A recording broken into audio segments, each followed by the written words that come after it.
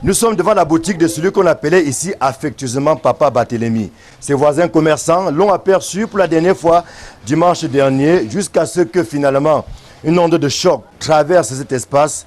Nous sommes mardi autour de 17 h lorsque son décès est annoncé. Nous sommes tristes parce que nous avons perdu notre papa, notre voisin, d'une courte maladie quoi. C'est sa famille qui nous a appelés et c'est vrai qu'il y a certaines de nos voisines qui se sont rendues sur les lieux lorsqu'il était hospitalisé parce qu'il a fait pratiquement 24 heures d'hospitalisation. Ils nous ont fait part qu'il était hospitalisé du côté de Djongolo en soins intensifs où on prend en charge les personnes atteintes du choléra.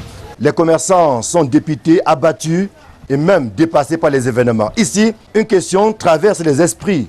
De quoi est-il mort ? Certains parlent de choléra, d'autres sont dubitatifs. Nous sommes bien organisés dans le marché, nous sommes bien structurés au point où même quand vous entrez dans le marché, vous essayez de voir les latrines, c'est bien propre. Il y a tout un secteur où c'est des restaurants, donc elles prennent la peine parce que le régisseur même déjà fait souvent le tour pour vérifier et voir si les règles de l'art sont respectées.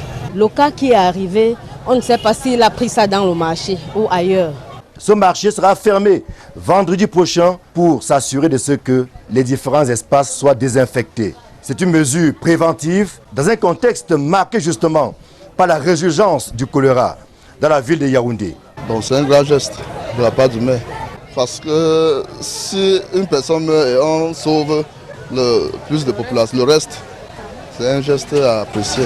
Bien sûr, c'est très important, non seulement pour la protection et la santé de tous les commerçants, parce que si c'est lui qui a été atteint aujourd'hui, demain ça peut être nous.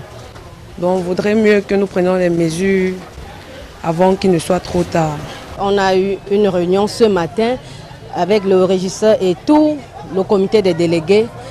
On a donné des mesures à prendre. Si quelqu'un est en contact par exemple avec un cas de choléra, ils peuvent prendre 3 comprimés de doxycycline en attendant se diriger vers les hôpitaux de la place. Selon le maire de la commune d'arrondissement de Yaoundé 6, ce sont une dizaine de cas qui ont été notifiés dans le district de santé de Biémassi. Jarioki Onana parle de quelques morts avant d'inviter les populations au respect scrupuleux des règles d'hygiène et de salubrité. Outre la fermeture du marché Acacia, la vente de denrées alimentaires à même le sol est interdite, ainsi que les boissons d'origine douteuse. Au grand mot, les grands remèdes, le vendredi est souvent dédié à la mairie de Yaoundé 6, à la fermeture des espaces marchands en vue de l'assainissement des 10 espaces. Mais cette fois-ci, il y a urgence.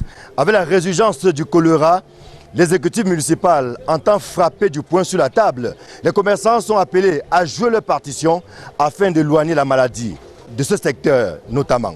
Ici Emmanuel Job, Marcelin Gansop, Equinox Télévision.